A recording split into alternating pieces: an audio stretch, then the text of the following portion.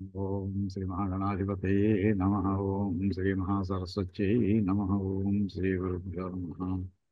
హరి ఓం. ఓం గణానాం త్వా గణపతిం హవామహే కవిం కవీనాముపమశ్రవస్తమం. జ్యేష్ఠరాజం బ్రహ్మణాం బ్రహ్మణస్పత ఆనశృణ్వన్నతిభిः సేదసాదనం. ఓం ప్రణో దేవీ సరస్వతీ వాజేభిర్వాజినీవతి. ధీనామవిత్రియవతు. ఓం వాగీశాజ్యాస్వ మనసः సర్వార్థానాముపక్రమే. యం నత్వా కృతకృత్యాస్యుస్తం నమామి గజాననం. యస్య నిశ్వసితం వేదాः యో వేదేభ్యోऽఖిలం జగత్. నిర్మమేతమహం వందే విద్యాతీర్థమహేశ్వరం. శాంతం పద్మాసనస్థం శశిధరమకుటం పంచవక్త్రం త్రినేత్రం. శూలం వజ్రం చ ఖడ్గం పరశుమభేదం దక్షభాగే వహంతం. నాగం పాశం చ ఘంటాం ప్రళయహుతవహం సాంకుశం వామభాగే. నానాలంకారయుక్తం స్ఫటికమణినిభం పార్వతీశం నమామి. ఓమథాత్మానగం శివాత్మానగం శ్రీరుద్రరూపిణిమేవం ధ్యాయేతు. ఓం శుద్ధస్ఫటికసంకాశం త్రినేత్రం పంచవక్త్రం దశభుజకం సర్వాభరణభూషితం. నీలగ్రీవం శశాంకచిహ్నం నాగయజ్ఞోపవీతినం నాగాభరణభూషితం. వ్యాఘ్రచర్మాంబరధరం కమండలవక్షసోత్రహరం. అభయవరకరం శూలహస్తం జ్వలంతం కపిలజటాజూటినం. శిఖాముద్యోతధారిణం స్కంధసమారూఢం మమాదేహార్థధారిణం. అమృతేనాప్రదం హృష్టం దివ్యదేవ అమృతేనాగయజ్ఞో నాగాక్షభయవశూలహస్తం జ్వలంతం కపిలజట అమృతేనాప్లుతం హృష్టం దివ్యభోగసమన్వితం. దిగ్దేవతాసమాయుక్తం సురాసుర నమస్కృతం నిత్యం చ శాశ్వతం శుద్ధం ధ్రువమక్షరమవ్యయం. సర్వవ్యాపినమీశానం రుద్రం వై విశ్వరూపిణం ఏవం ధ్యాత్వా ధియః సమ్యక్ తతో యజనమారభేత్. ఓం గురుర్బ్రహ్మ గురుర్విష్ణుః గురుర్దేవో మహేశ్వరః. గురుః సాక్షాత్ పరబ్రహ్మ తస్మై శ్రీ గురవే నమః. మనం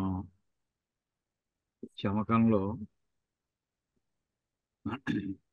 శంచమే మయశ్చమే అనువాకంలో ఉన్న మూడో అనువాకం. ఓం శంచమే మయశ్చమే ప్రియంచ మేను కామశ్చ మే కామశ్చ మే. సౌమనసశ్చ మే భద్రంచ మే శ్రేయశ్చ మే. అక్కడ మనం కిందసారి సౌమనస అనే పదం దగ్గర కొంత వివరణ చెప్పుకున్నాం. కానీ అంత ఆ విషయాన్నే మనకి ఇంకా ప్రముఖమైన చెప్పుకున్నటువంటి ఉదాహరణ కంటే కూడా ఇంకా ప్రముఖమైన ఉదాహరణలు లభించాయి. అంచేత ఒక్కసారి అవి కూడా స్పృశించుకుంటూ ముందరకు వెళదామండి. సౌమనస్యం అంటే మాటకి అర్థం ఏంటంటే సింపుల్గా మాట కలవడం అండి. ఇంటో మాట్లాడుతుంటే ఒకళ్ళు మాట అంటే వెంటనే దానికి ఆపోజిట్గా ఖండిస్తూ ఇంకోళ్ళు అంటూ ఉండడం సామాన్యంగా జరుగుతూ ఉంటుంది. అబ్జర్వ్ చేస్తూ ఉంటాం. ఎక్కడో కొంతమంది ఇళ్లలో భార్యాభర్తలు కానీ ఒకళ్ళు మాట అంటే దాన్ని మళ్ళీ ఆపోజిట్ చేయడం ఉండదు. ఇంకా ఓకే అలాగే చేద్దాం. అయితే దాంతో పాటు ఇంకోటి చిన్న అడ్జస్ట్మెంట్స్ అని చెప్తారు తప్ప ఉన్న మాటని కాదంటారు. ఈ సౌమనస్యం అనేది అసలు ఎవరితోటి మనకి మాట కలవాలి అసలు ఇది ఎలా ఏర్పడిందంటే సౌమనస అనే పదం సుమనస్ అనే పదం నుంచి వచ్చిందండి. అది మనకి వాగీశాద్య సుమనస అని చెప్పుకున్నాం. అక్కడ సుమనస అనే మాటకి దేవతలు అని చెప్పుకున్నాం. దేవతలకు అర్థం ఉంది సుమనస అని. అయితే అసలు అందరికంటే ఎవరితోటి మన మాట కావాలో తెలుసునండి, శివుడితోటి అండి. శివోన సుమనాభవ అంటూ మనకి ఒక్కటి ఆ నమ్మకంలోనే మొట్టమొదటి మనకి గొప్ప మాట కనిపిస్తుందండి. మీఢుష్టమ శివతమ శివోన సుమనాభవ. దీని మీద నేను సుమారు 15 ఏళ్ల క్రితం ఒక ఆర్టికల్ రాశాను. అంటే దాని అర్థం ఏంటంటే శివుడు మా ఎడల ప్రసన్నుడుగా ఉండుగాక. అంటే మేము ఏం చేసినా ఆయన అంగీకరించుగాక. అంటే మనం మంచి పనులు చేస్తుంటే చేయరా అబ్బాయి నీకు నేను వెనక సపోర్ట్ ఉన్నాను అన్నట్టుగా ఆ రకమైన భావనతోటి ఈ సుమనః అనే పదం చాలా గొప్ప కొటేషన్ అండి ఇది. శివోన సుమనాభవ. అలాగే మనకి మహాన్యాసంలో శివ సంకల్పాలు సతాన్ని మే మన శివ సంకల్పమస్తు. నా మనస్సులో వచ్చే ఆలోచన ప్రతిదీ కూడా అది శివ సంకల్పమేమో అవుగాక. శివుని యొక్క ఆయన సంకల్పము నా మనసులో వచ్చుగాక. అది ఆటోమేటిక్గా మనసులో ఏదొస్తే అది మనం మనస వాచ కర్మణ మనం చేస్తూ ఉంటాం. అంచేది అన్నిటికీ కూడా ఈ సుమనస్కత్వం అనేటటువంటి భావన శివుడి నుంచి పరమశివుడి నుంచి మనం కోరుకునేటటువంటిదండి. చాలా గొప్ప కొటేషన్ అండి శివోన సుమనాభవ అనేది. అంటే సౌమనస్యం అనే మాటకి ఇక్కడ మనం అసలు ఇది మర్చిపోకూడదు అసలు. ఇది ఒకటి. దీని మీద మీకు ఆర్టికల్ నేను పీడిఎఫ్ 4 పేజీలు ఉంది ఆర్టికల్. అది ఆర్టికల్ నేను మీకు క్లాస్ అయిన తర్వాత గ్రూప్లో వేస్తానండి. వీలుగా ఉంటే చదవండి, ఎవరికి అనుకూలం అయితే వాళ్ళు చదవండి. అది కాకుండా అసలు ఇంకోటి ఏమిటంటే, మొన్న భగవద్గీతలో ఒక వాక్యం ఉంది అని చెప్పానండి, శ్రేయస్సు గురించి. ఇంకేది మనకి శ్రేయస్సు సౌమనసశ్చమే భద్రంచమే, భద్రం మీద చాలా వివరంగా చెప్పుకున్నాం, భద్రం కన్నేవి అలాంటివి. శ్రేయశ్చమే అని అనుకుంటూ అక్కడ భగవద్గీతలో ఒక వాక్యం ఉంది అని 2, 3 సార్లు అన్నాను. ఆ వాక్యం ఇది మొట్టమొదటి మనకి భగవద్గీత భాష్యంలో శంకరులు ప్రారంభిస్తూనే మొట్టమొదటి ఆయన ప్రార్థనా శ్లోకం, ఓం నారాయణ పరో వ్యక్తాదండం అవ్యక్త సంభవం అండస్యాంతస్తిమే లోకా సప్తద్వీపాచ మేదిని అని ఇది చాలా కొన్ని 100 సార్లు మనం ఈ శ్లోకం రిఫర్ చేసుకుంటూ ఉంటామండి. అక్కడ అంటే సృష్టి అంతా ఎలా చేయడం జరిగింది, అసలు ఆర్డర్ ఏమిటి, అసలు ఆ నారాయణుడు అమ్మవారి కంట పైవాడు అయినా అమ్మవారి కంట కిందది జగత్తు, అలా అమ్మవారిని రిఫరెన్స్గా పెట్టి చెప్పుకుంటూ వచ్చారండి. అది చాలాసార్లు వివరంగా చెప్పుకున్నాం దాని మీద. ఆ పేజీలోనే ఉందని చెప్పాను చూసారా, ఇక్కడండి కింద ఆఖరి పేరా చూడండి.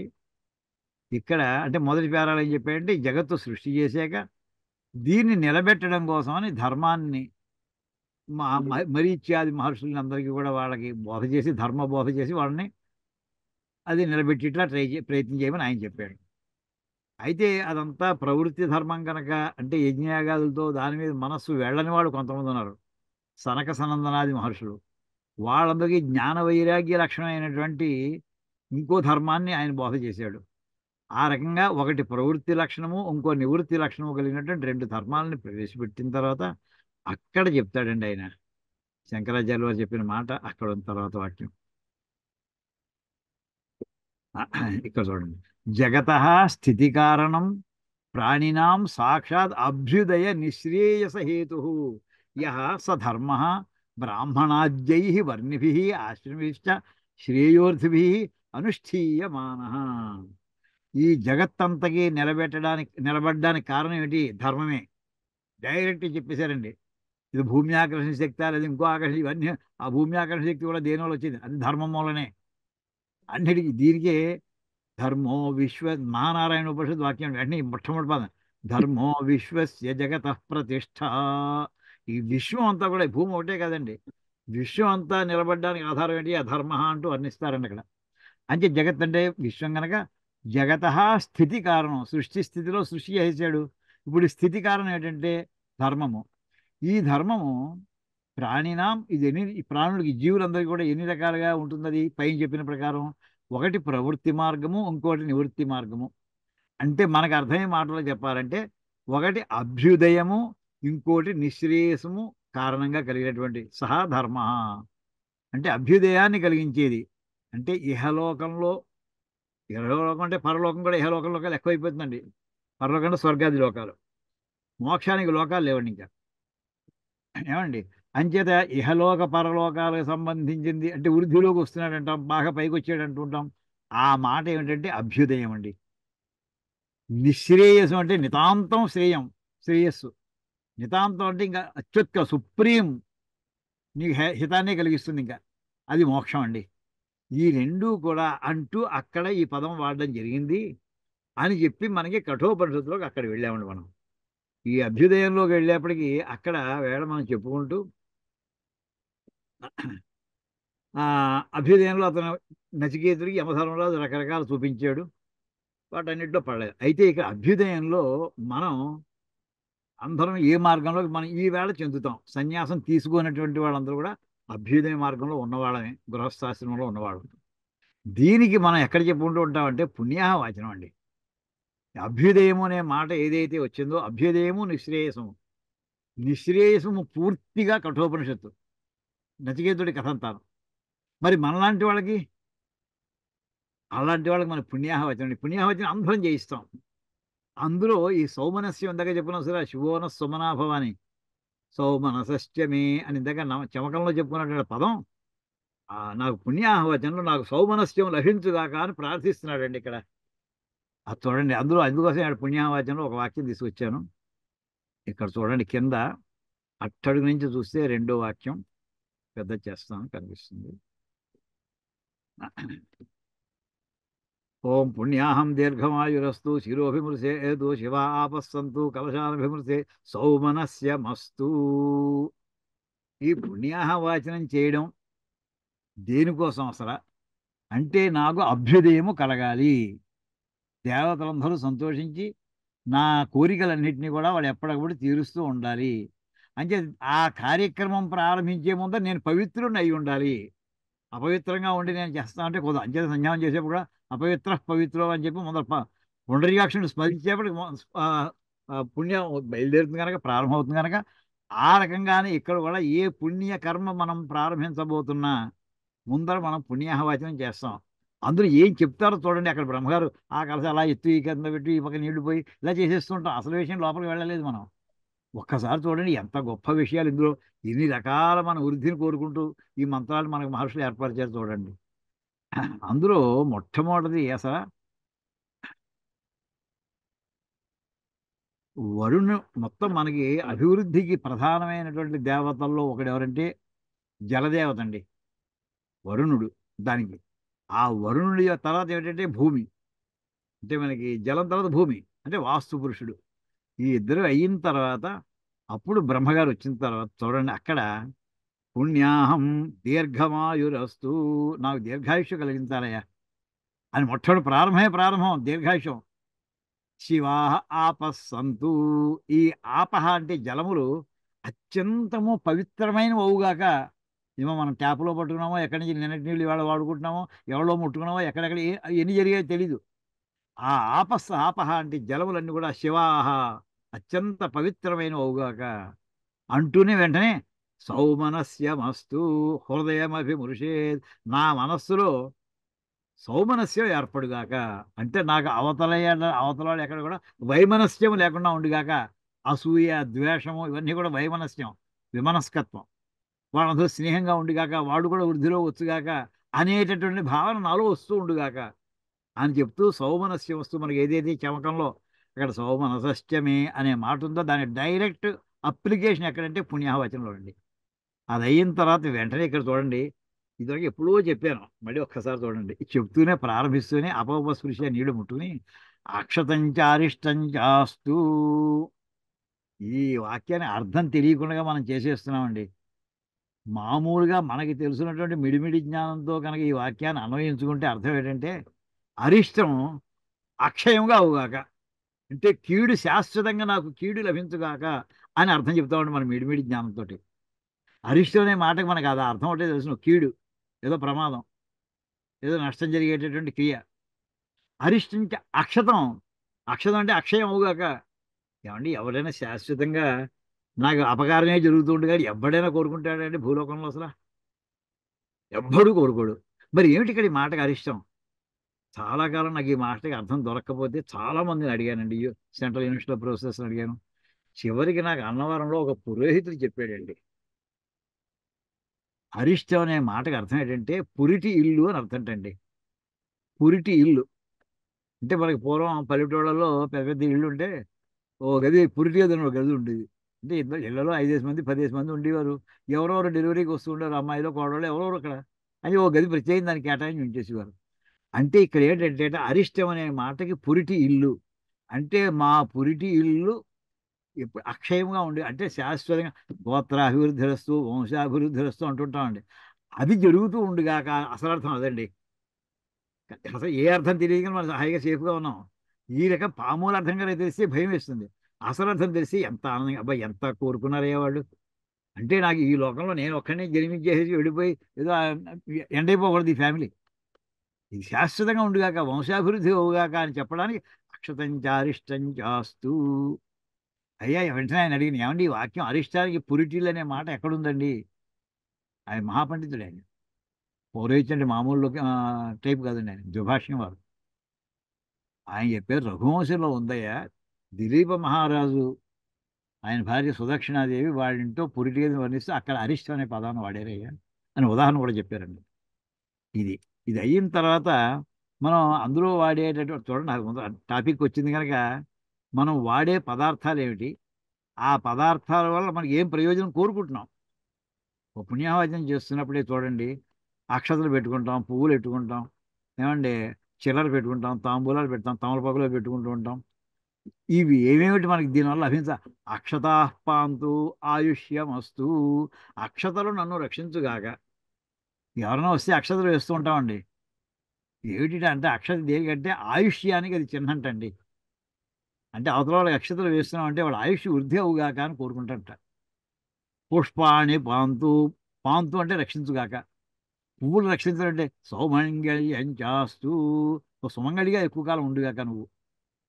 పువ్వులు అత్యంత పువ్వులు ఇచ్చేవాడు సుమంగళి వాళ్ళు ఇస్తుంటారు. తాంబూలాని పాంతు. తమలపాకులు ఇస్తుంటాం. దానివల్ల ఐశ్వర్యం వస్తు. ఐశ్వర్యానికి నువ్వు వృద్ధిలోకి రావయ్యా అని చెప్పడానికి తాంబూలం అంటండి. దక్షిణ పాంతు. దక్షిణ ఇస్తూ ఉంటాం. అంటే ఇవన్నీ పాంతు అంటే అక్షతలు రక్షించుగాక, అంటే నాకు ఆయుష్ ఇచ్చుగాక. పుష్పాన్ని పువ్వులు రక్షించుగాక, అంటే మా దంపతులు ఆవిడికి ఎలాగ సౌమంగళ్యం. ఆవిడ సౌమంగళ్యం అంటే తను సుఖంగా తాను కూడా చిరంజీవిగా ఉండాలని అర్థం అందులో ఇంప్లైడ్ అయిపోయింది. తాంబూలాన్ని పాంతు. ఈ తాంబూలాలు రక్షించుగాక, అంటే నాకు ఐశ్వర్యం పెరుగుతూ ఉండుగాక. దక్షిణ కూడా చిల్లర పైసలు పెట్టుకుంటామండి. దక్షిణ పాంతు. అది బహుదేయం చాస్తు. అనేక మందికి బహుదేయం ఇవ్వడానికి వీలైంది. అంటే నేను చాలా మందికి ఎడం చేయ కుడి చేయ చూడకుండా దోసిళ్లతో ఇచ్చేటటువంటి నాకు ఆ అనుగ్రహాన్ని ఇవ్వయ్యా నువ్వు. దానం చేసేటువంటి స్వభావాన్ని ఇవ్వయ్యా. స్వశ్రేయసమస్తు. ప్రజాపతి ప్రియతాం. శాంతిరస్తు. అంటూ అక్కడ బ్రహ్మగారిని కోరుకుంటాడండి. ఆయన సంతోషించుగాక. ఇవన్నీ కూడా ఆయన అనుగ్రహించుగాక. చేసి అప్పటికి నాకు శాంతి అవుతున్నాయా. యం కృత్వా సర్వవేద యజ్ఞ క్రియాకరణ కర్మారంభా శుభా శోభనా ప్రవర్తంతే తమహం ఓంకారం ఆదిం కృత్వా భవద్భ్య అనుజ్ఞాత పుణ్యం పుణ్యాహం వాచయిష్యే. అయ్యా నేను చేయబోయేటటువంటి సర్వ వేద యజ్ఞ క్రియాకరణ కర్మ ఆరంభా, నేను చేయబోయే అన్ని పనులకి కూడా శుభా శోభనా ప్రవర్తంతే, బ్రహ్మాండంగా జరుగుగాక. అది ఎలా చేస్తావయ్యా? ఏదైనా ప్రారంభించాలంటే ఓంకారం చెప్పాలి. తం అహం ఓంకారం ఆదిం కృత్వా.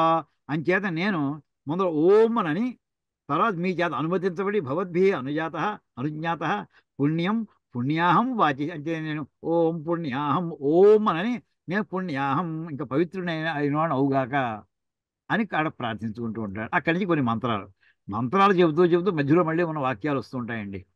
ఇవన్నీ ఏంటంటే అభ్యుదయానికి, మనం ఇందాక చెప్పిన అన్ని అభ్యుదయమే. అభ్యుదయం కూడా ఈజీగా వచ్చేవంటే వచ్చేది. ఎన్ని రకాల అభ్యుదయాలు చూడండి. శాంతిరస్తు, పుష్టిరస్తు. పదాలు చదువుతూనే అర్థమవుతాయండి. తుష్టిరస్తు, వృద్ధిరస్తు, అవిఘ్నమస్తు. ఏ పని ప్రారంభించిన అవిఘ్నంగా నిర్విఘ్నంగా అవుగాక. ఆయుష్యమస్తు, ఆరోగ్యమస్తు, స్వస్తి శివం కర్మాస్తు. నేను చేసే పని అందరికీ కూడా శుభప్రదం అవుగాక.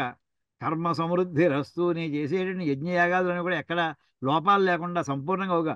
పుత్ర సమృద్ధిరస్తు, వేద సమృద్ధిరస్తు, శాస్త్ర సమృద్ధిరస్తు, ధనధాన్య సమృద్ధిరస్తు, ఇష్ట సంపదస్తు. ఇవన్నీ కూడా మనం కోరికలండి. ఇవన్నీ ఈ మాట అంతా కలిపి ఎక్కడ చెప్పాడు తెలుసునండి? చమకంలో ఈ వాక్యంలోనే. ప్రియంచమేను కామ. ఆ ప్రియం అనే మాట అండి ఇది. శంచమే మయశ్చమే ప్రియం. ఆ ప్రియం అనేటి నాకు ఇవన్నీ ప్రీతికరం అయ్యా. ఇందులో ఏ ఒక్కటి లేకపోయినా నేను బాధపడేవాడిని అని ఆ ప్రియం అనే మాటకి వివరణ కోసం ఇంత లభించిందండి మా వాక్యం. చూడండి అసలు మామూలుగా ఇవన్నీ జ్ఞాపం చేసి దానికి దీన్ని అన్వయం చేసుకో మామూలుగా. ఇంతే కాదండి, ఇంకా ఎన్ని ఉన్నాయి చూడండి. ఎక్కడెక్కడ మనకి ప్రమాదాలు రావడానికి అవకాశం ఉంటుందో, ఈ ప్రమాదాలకి అధిపతి దేవతలు ఉన్నారు. నైరుతి దిక్కు అక్కడ ఉండేటటువంటి రాక్షసుడు దానికి దేవత. అష్ట దిక్పాలకుల్లో నైరుతి దిక్కుకి దిక్పాలకుడు రాక్షసుడు, శివభక్తుడు అతను. అని చేసి నైరుత్యాం దిశి, నైరుతి దిక్కినందు. తర్వాత చూడండి ఇంకా అతనికి ఇక్కడ ఎన్ని కోరుకుంటున్నారో చూడండి. దేవతలందరి యొక్క యత్పాపం తత్ప్రతిహతం అస్తు. ఏదైనా పాపం ఉంటే అది అది తిరస్కరించ. యశ్రేయ తదస్తు. ఏది నాకు శ్రేయస్సు అవుతుందో.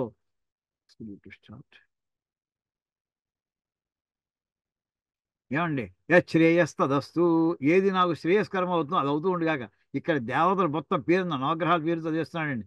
శుక్ర అంగారక బుధ బృహస్పతి శనైశ్చర రాహుకేతు సోమ సహిత ఆదిత్య పురోగా సర్వే గ్రహా ప్రియంతాం. ప్రియం అనే మాటకి ప్రియంతాం. మన ప్రేయం అని కూడా చెప్పుకున్నామండి. ఇవన్నీ ఒకే పదాలు, కొంచెం ఆకారాల తేడా అంతే.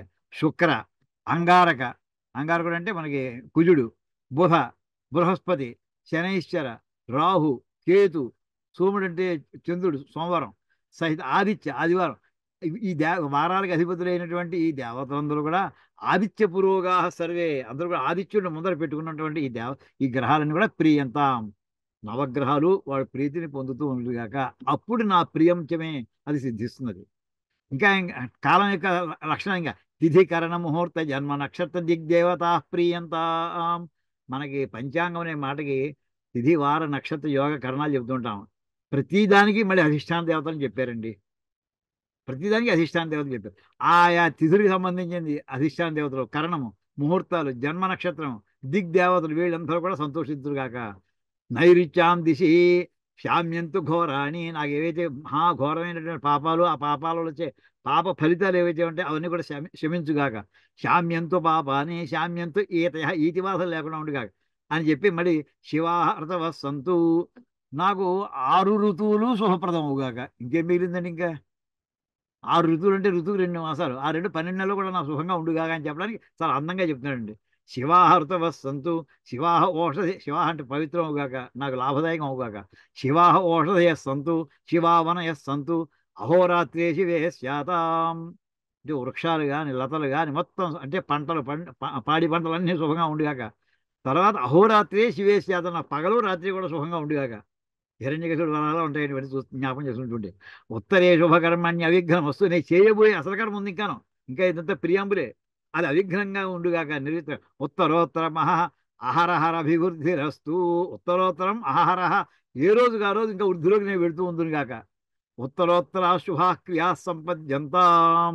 నీ చేయబోయే క్రియలు తరతరా చేయబోయే పనులు. ఉత్తరోత్తరం అంటే తరతరా చేయబోయే అన్ని క్రియలు కూడా శుభాలను నాకు సంపాదిస్తూ ఉండుగాక. అగ్నిపూర్వగా ఎంతమంది దేవతలు ఇంకా చెప్పిన ఆ, నవగ్రహ దేవతలు కాకుండా మిగతా దేవతలని అగ్నిపూర్వగా విశ్వేదేవా ప్రియంత. అగ్నిని ముందర పెట్టుకుని ఉంటారటండి విశ్వేదేవుడు. వాడు సంతోషించగాక. ఈ విశ్వేదేవుడు మహాబలవంతుడండి. విశ్వేదేవ మహాబలవంత అని మనకి అబ్దికాలంలో అక్కడ కూడా విశ్వేదేవస్థానం చెప్పేప్పుడు మహాబలవంతులని అలాంటి వాళ్ళు తీసుకొస్తారట పితృదేవతలను. అలాంటి ఆ విశ్వేదేవులు అగ్ని ముందర పెట్టుకుని ఉన్నటువంటి ఆ విశ్వేదేవందరూ కూడా ప్రీతి చెందుగాక. మాహేశ్వరి పురోగా మాతర ప్రియంత. మనకి సప్తమాతృలు అష్టమాతృలు చెప్పుకుంటూ ఉంటాం కదా, దాని మాహేశ్వరి ముందర. ఇంద్రపురోగా మరుద్గణ ప్రియంత. మరుద్గణాలకి 47 గణాలండి. 7 7 49 మంది. దానండి ఇంద్రుడు ప్రధానం. ఇంద్రపురోగా ఆ మొత్తం మరుద్గణాలన్నీ కూడా వశిష్ఠపురోగా ఆ ఋషిగణ ప్రియంత. వశిష్ఠుడు లీడర్గా ఉండేటటువంటి ఋషిగణాలు అందరూ అనుగ్రహించుదు కాక. శ్రీ విష్ణుపురోగా సర్వే దేవాశ్చ ప్రియంత. శ్రీ మహావిష్ణువు లీడర్గా ఉండేట సమస్త దేవతలు కూడా ఆయన ప్రీతి చెందితే ఇంకేం కావాలండి అసలు మనకి. మళ్ళీ ఆదిత్యపురోగా సర్వే గ్రహ ప్రియంతాం. ఋషయశ్చందాగుస్యాచార్యా వేదయజ్ఞ దక్షిణ వేదయజ్ఞ దక్షిణాశ్చ ప్రియంతాం. ఇందాక చెప్పుకున్నాం దక్షిణ అనేది ఏమిటంటే మనకి దాతృత్వం బాగా వచ్చు. బ్రహ్మచ బ్రాహ్మణాశ్చ ప్రియంతాం. బ్రహ్మ విష్ణు మహేశ్వరాశ్చ ప్రియంతాం. శ్రద్ధా మేధే ప్రీయతాం. ప్రియతాం భగవాన్ నారాయణ. ప్రియతాం భగవాన్ పర్జన్య. ప్రియతాం భగవాన్ స్వామి మహాసేన. ప్రియతాం భగవాన్ పితామహ. ప్రియతాం భగవాన్ ప్రపితామహ. సత్య ఏతా ఆశిష సంతు. ఈ అందరూ కూడా ఆశీర్వచనాలు ఇచ్చుగాక. మీరందరూ ఎదుర్కొండా ఉన్నటువంటి మహానుభావులందరూ కూడా ఆశీర్వాదం ఆ ఇచ్చిన ఆశీర్వచనాలన్నీ కూడా సత్యములు అవుగాక అంటూ ఇంతలాగా ఇవన్నీ చెప్పుకునే ఎందుకు వస్తాయని అభ్యుదయంలోకి వస్తాయి. ఆ మాట మనకి దేని చేసి సూచించబడుతుంది? ప్రియము అనే మాట చేసి సూచించబడుతుందండి. ఇది కాకుండా ఇంకా చూడండి ఇంకా ఎక్కడెక్కడ ఉన్నాయో. ఇంకా తన ఒక్కడికే కాదు, మహ్యం సహ కుటుంబాయ శుద్ధికర్మణే మహాజనాన్ నమస్కరవాణ ఆశీర్వచనం అవ్యక్షమాణాయ అయ్యా మీరందరూ కూడా నాకు స్వస్తి కలగాలని మీరందరూ ఆశీర్వదించండి అంటూ ఎదుర్కొంటా ఉన్నటువంటి మహానుభావులందరినీ ప్రార్థిస్తున్నాం.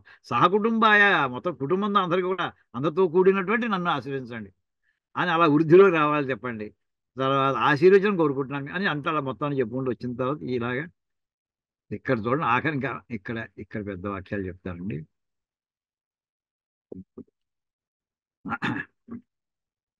స్వస్తి పుణ్యా సమృద్ధిరస్తు. వర్ష శత సంపూర్ణమస్తు. 100 ఏళ్ళు నాకు శుభ్రంగా ఉండుగాక. గోత్రాభివృద్ధిరస్తు. శాంతి పుష్టిస్తుష్టిశ్చాస్తు. శుభకం శుభం. పునరపి గోబ్రాహ్మణేభ్య శుభం భవతు. సర్వసంపదస్తు. భగవాన్ వాస్తోష్పతి ప్రియతామిది భవంతో బ్రువంతు. వాస్తోష్పతి అంటే మన దేవత సంబంధించినటువంటి భూమికి సంబంధించినటువంటి దేవుడు. భగవాన్ వాస్తోష్పతి ప్రియతాం అని ఈ రకంగా మనం పూజ చేస్తూ ఏ పూజన ప్రారంభించబోతూ చెప్పుకునేటటువంటి పుణ్యాహవాచన కరుతూ అంతా కూడా పూర్తిగా మన అభ్యుదయాన్ని కోరుకుంటూ అది ఎలా చేసుకోవాలి? అరే ఈ లోకంలో ఉండడంలో సుఖంగా ఉండాలని కోరుకోవడం ఏమీ తప్పు లేదు. అయితే ఇంత చెప్పిన తర్వాత చివరికి నచికేతుడు ఏమంటాడంటే అవన్నీ కరెక్టేనయ్యా, కానీ అవన్నీ చేసి చేసి చేసి పొంది పొంది పొంది అంతా అయిన తర్వాత అవే మళ్ళీ మళ్ళీ ఎన్ని జన్మలు ఎత్తినా అవే మళ్ళీ రిపీట్ అవుతున్నాయ్యా. జన్మ మళ్ళీ పునర్జననం తప్పట్లేదు నాకు, ఇది వదిలేసి పోవాలయ్యా. అప్పుడు శ్రేయస్సులోకి వస్తుందండి.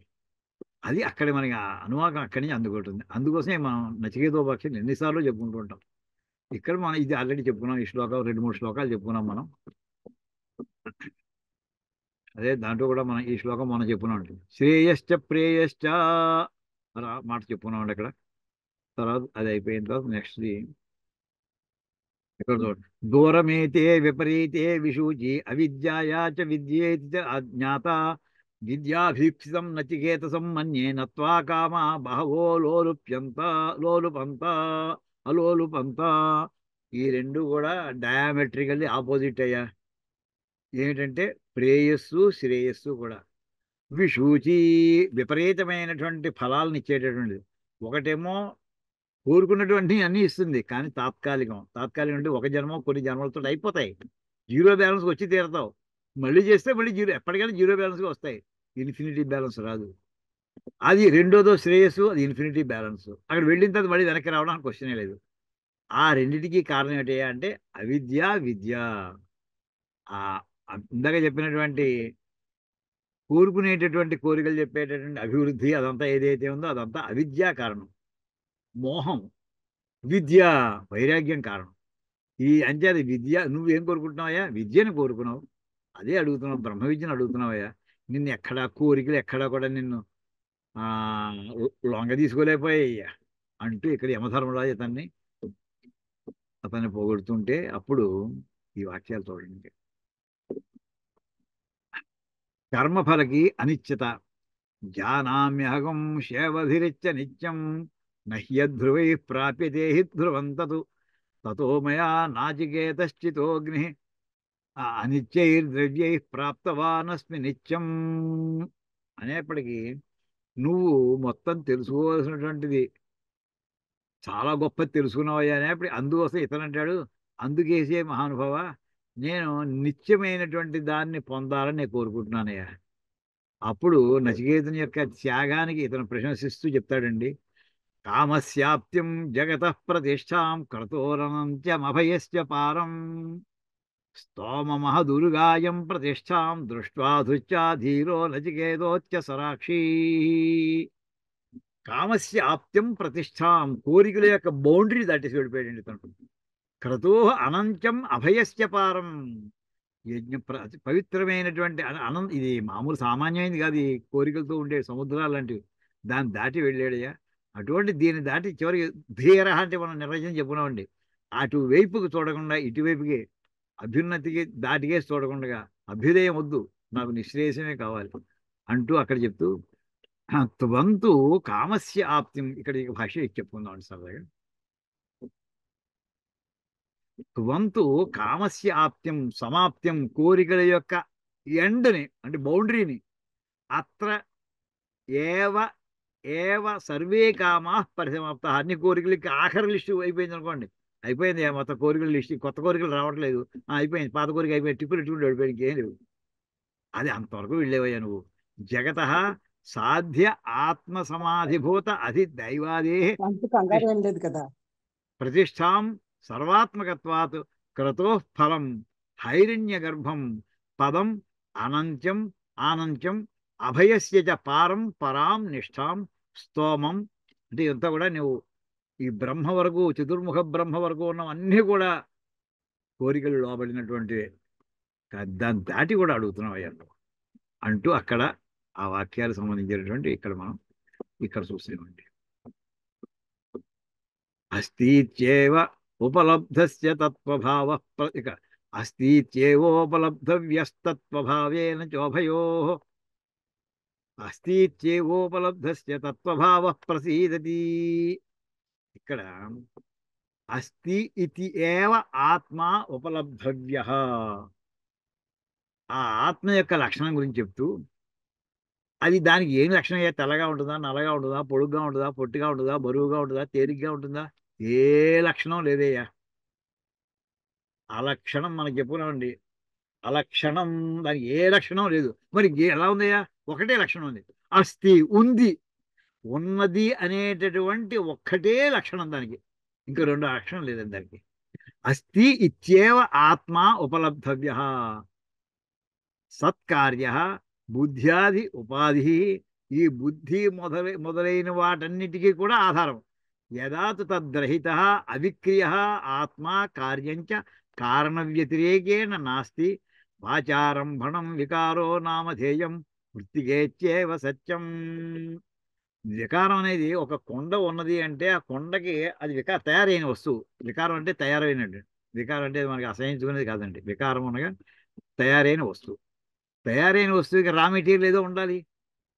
ఆ రా మెటీరియల్ మట్టికి, కొండకైతే మట్టికి ఎలా అయితే ఏది నిత్యము? కొండ నిత్యమా, మట్టి నిత్యమా? ఆ రెండింటిలో చూస్తే మట్టే నిత్యం. కొండ తయారయ్యే ముందర మట్టి ఉన్నది, కొండలోనూ మట్టి ఉన్నది. కొండ పగిలిపోయిన తర్వాత మట్టి మిగులుతుంది.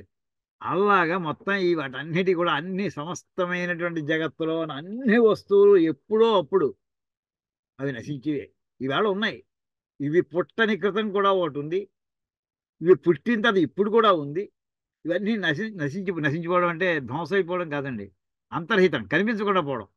ఆ నాశం అనే మాటకి అంతర్హితం, కనిపించకపోవుట. ఆ స్థితిలో కూడా ఇంకా ఉంటుందయ్యా. దాన్ని అని చెప్పి ఇది శృతి తదా యస్య నిరుపాధికస్య అలింగస్య సత్ అసత్ ఆది ప్రత్యయ విషయత్వ వర్జితస్య ఆత్మనః. ఆత్మ యొక్క లక్షణం ఏంటంటే వేదంలో చెప్పిందయ్యా, నిరుపాధికం. దానికి ఉపాధి, దానికి ఆధారం కూడా ఏం లేదు. అలింగస్య, దానికి అది మొగ, ఆడ, నపుంసకమా, ఏమీ దానికి ఏ లక్షణాలు లేవు దానికి. అది సత్పదార్థమా అసత్పదార్థమా రెండు. సత్తు కంటా అసత్తు కంటా కూడా భిన్నమైనటువంటిది. ఇంకా ఇత్యాది ప్రత్యయం, అటువంటి ప్రత్యయం అంటే లక్షణాలు. విషయత్వ వర్జితస్య, దానికి ఏ రకమైనటువంటి లక్షణాలు ఇవయ్యా. ఇది చాలాసార్లు చెప్పుకున్నాను మనం బ్రహ్మసూత్రాలు వాటిలో. అది ఆత్మీయ లక్షణం. తత్వభావ భవతి తేన చ రూపేణ ఆత్మ ఉపలబ్ధవ్య ఇది అనువర్తతే. అది మిగతా ఏదీ లేదు, కానీ ఇవన్నీ ఉండడానికి అదే ఆధారము. మిగతా అన్నిటికీ అది ఆధారము. దానికి ఆధారం అంటూ ఇంకోటి ఏం లేదు అని తెలుసుకుంటే మొత్తం బ్రహ్మ విద్య. తత్రాపి ఉభయో సోపాధిక నిరుపాధికయో అస్తిత్వ తత్వ భావయో.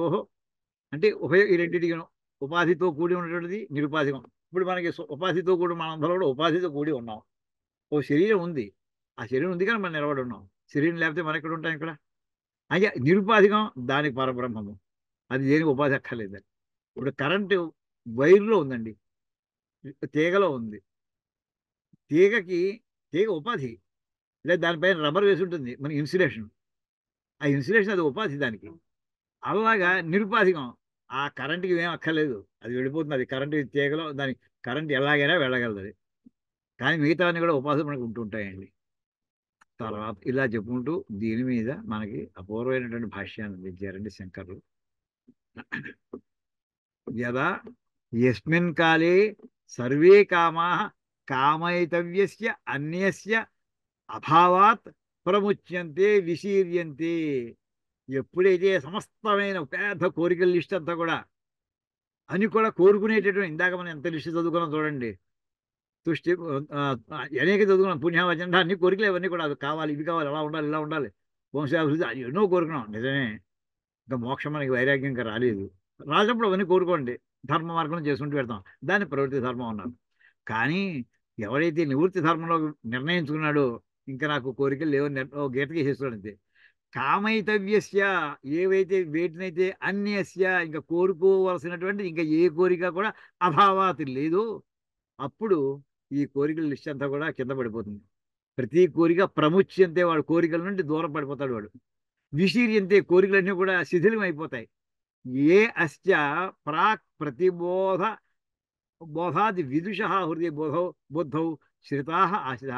అతనికి ఈ జ్ఞానము ప్రాప్తి, ఆత్మజ్ఞాన ప్రాప్తి వరకు, అసలు ఆత్మ అంటే ఇందాక చెప్పినటువంటి ఆ ఒక్క లక్షణంలోనే సంపూర్ణమైన మనస్సు లగ్నమై అందులోనే నిలబడిపోయినంత వరకు కూడా ఇవన్నీ కనిపిస్తున్నాయి కోరికలు. ఆ జ్ఞానప్రాప్తి ఎప్పుడైతే కలిగిందో అప్పుడు ఈ మొత్తం బుద్ధి కామానాం ఆశయ, ఆ మొత్తాన్ని కూడా ఇవన్నీ కూడా బుద్ధిలో ఉంటాయి ఈ కోరికలన్నీ కూడా. కానీ ఆ బుద్ధి లేకుండా పోతుంది ఇంకా అని చెప్పి, అథ తదా మర్త్య ప్రాక్ ప్రబోధాత్, అంటే ప్రబోధం అంటే జ్ఞానానికి ముందు, ఆసీత్ స ప్రబోధ ఉత్తర కాలం అవిద్యా కామ కర్మ లక్షణస్య మృత్యో వినాశాత్ అమృతో భవతి. ఎప్పుడైతే ఈ అవిద్య వల్ల ఏర్పడినటువంటి కామ కర్మలు ఏవైతే ఉన్నాయో, కోరికలు, ఆ కోరికలను సాధించడానికి మన క్రియలు, దాంతో ప్రయత్నాలు, దానివల్ల మళ్ళీ కర్మఫలం, మళ్ళీ వెనక్కి మళ్ళీ కొత్త కోరికలు, ఈ చక్రం నుంచి ఎప్పుడైతే బయటపడతాడో అప్పుడు అమృత భవతి. ఇంతవరకు ఇందులో ఉన్నసేపు మృత్యు లోపలే ఉంటుంటాడు. కోరికల లిస్టులో ఏ మాత్రం అది కోరుకున్నా ఇది కోరుకున్నా చివరికి మృత్యు వచ్చి తూరిగా ఉంటుంది. ఎప్పుడైతే ఇంకా నాకు కోరికలు లేవు అని ఆ స్థితికి వచ్చేసాడో అప్పుడు అమృతుడు అవుతాడయ్యా. గమన ప్రయోజకస్య మృత్యో వినాశాత్ గమన అనుపపత్తే. ఆ మృత్యు ఏమిటంటే అది ప్రయాణానికి, గమన ప్రయోజకస్య వెళ్ళుటయే దాని లక్షణం. అంటే ఈ జన్మ నుంచి ఇంకో జన్మకి, ఆ జన్మ నుంచి ఇంకో జన్మకి అలా వెళుతూ ఉండడే మృత్యు యొక్క లక్షణం. అటువంటిది ఆ మృత్యోహ వినాశాత్, ఆ మృత్యువే నశిస్తే ఇంకెక్కడికి వెళ్తాడు వీడు, ఎక్కడికి వెళ్ళాలి. గమన అనుపపత్తే, ఎక్కడికి వెళ్ళడం లేదు. అచిరే ఇహైవ ప్రదీప నిర్వాణవత్ సర్వబంధ బంధన ఉపశమాత్ బ్రహ్మ సమష్ణుతే బ్రహ్మైవ భవతి. ఎప్పుడైతే ఆ మృత్యువే వెళ్ళిపోయిందో, ఆగిపోయిందో, మృత్యువే అంతమైపోయిందో, ఇంకా వీడు ఎక్కడికి వెళ్ళడం లేదు. వీడు సమస్తమైనటువంటి ప్రదీప నిర్వాణం. ఓ దీపం వెలుగుతోంది, ఒత్తుంది, ఆ ఒత్తి కింద ఆ నూనె ఉంది, ఆ తైలం ఉంది. ఆ తైలం ఉన్నంతసేపు దీపాన్ని చెంది, తైలం అయిపోయిన వెంటనే ఆ నిప్పు ఏం చేస్తుంది, ఒత్తిని కూడా కాల్చేస్తుంది.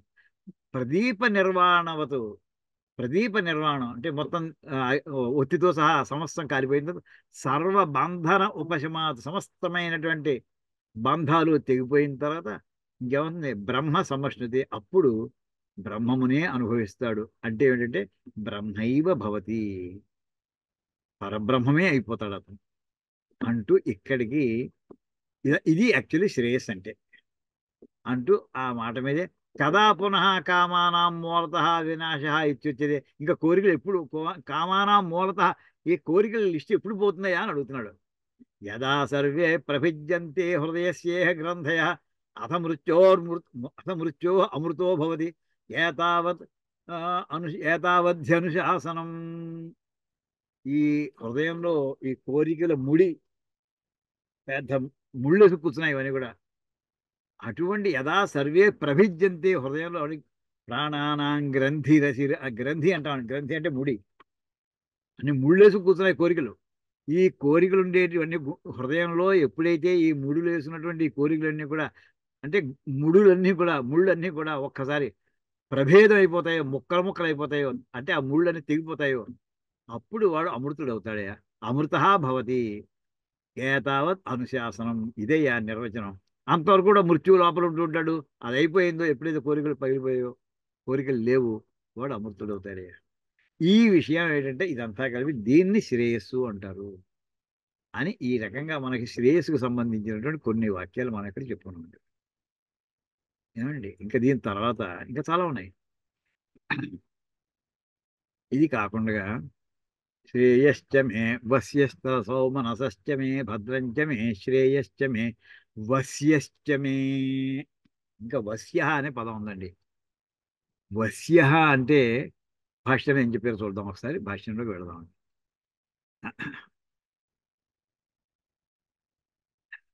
ఇక్కడ చూడండి, ఇందాక భద్రం అయిపోయింది. శ్రేయ పరలోకహితం, వస్య నివాసహేతు గృహాది, నివసించుటకు కారణమైనటువంటి ఇల్లు మొదలైనటువంటివి, అంటే వసించుటకు యోగ్యమైనటువంటి స్థానం. మీరు ప్యాలెస్లో ఉండొచ్చు, లేదా మామూలు ఇల్లులో ఉండొచ్చు, పూరి గుడిసెలో ఉండొచ్చు, ఆశ్రమంలో ఉండొచ్చు, చెట్టు కింద ఉండొచ్చు, ఎక్కడైతే వాడి నివాసానికి, రాళ్ల మధ్యలో కూర్చొని ఉండొచ్చు, హిమాలయాల్లో ఉండే గుహల్లో కూర్చొని ఉండొచ్చు, ఎక్కడైనా నివాసానికి యోగ్యమైనటువంటి దాని పేరు వశ్యము. ఇలాంటిది ఎవరికైనా అవసరం వచ్చిందా మహానుభావులకి, అంటే ఇది మనకి వేదంలో చెప్పాడు, అందరికీ అవసరం. ఇవాళ హైదరాబాద్ వస్తే నీకు ఇన్కమ్ ట్యాక్స్ కన్స్ట్రక్షన్ వెళ్ళావంటే ఇన్కమ్ ట్యాక్స్ నీకు కొంత రిబేట్ ఉంటుందయ్యా. ఆ అమౌంట్ అందులో కడితేను. ఈ వశ్యము అనే మాట మీద చక్కటి ఉదాహరణ ఎక్కడైనా లభిస్తుంది అంటే నాకు రామాయణంలో లభించిందండి. రామాయణంలో ఇప్పుడు సీతారామ లక్ష్మణ ముగ్గురు అయోధ్య నుంచి బయలుదేరారు, గుహుడిని దాటేశారు, భరద్వాజ మహర్షిని కూడా చూడడం అయిపోయింది, వాల్మీకి మహర్షి కూడా దర్శనం చేసుకున్నారు. చేసుకున్నాక అక్కడ వాళ్ళు ఇంకెక్కడ ఉండాలంటే భరద్వాజ మహర్షి చెప్పారు, ఈ రేవు దాటే కంటుంటాం మామూలు అయితే ఈ గంగా తీరం దాటిన తర్వాత అక్కడ చిత్రకూట పర్వతం ఉంటుంది. చిత్రకూట పర్వతం దగ్గర చక్కటి ఎత్తైన ప్రదేశంలో ఉండడానికి చాలా బాగుంటుంది, అక్కడ చిన్న సెలయేలు కూడా ఉంటాయి అని ఆయన ముందర కొండ గుర్తులు అన్నీ చెప్పారు. కొండ గుర్తులు అన్నీ చెప్పారు ఆయన.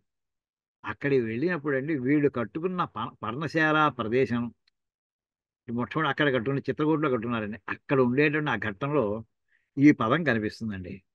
చూడండి అక్కడ ఈ పదం అంటే ఇలాంటి దగ్గరగా ఇలాంటి పదమే.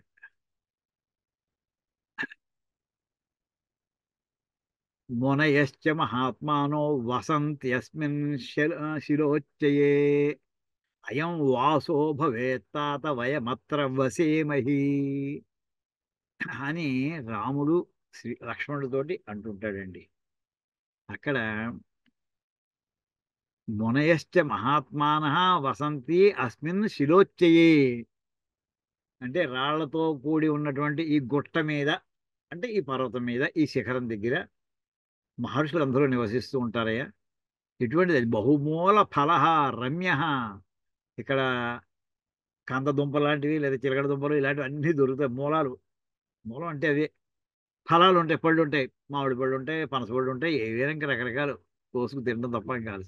రమ్య, ఆకర్షణీయమైనటువంటిది.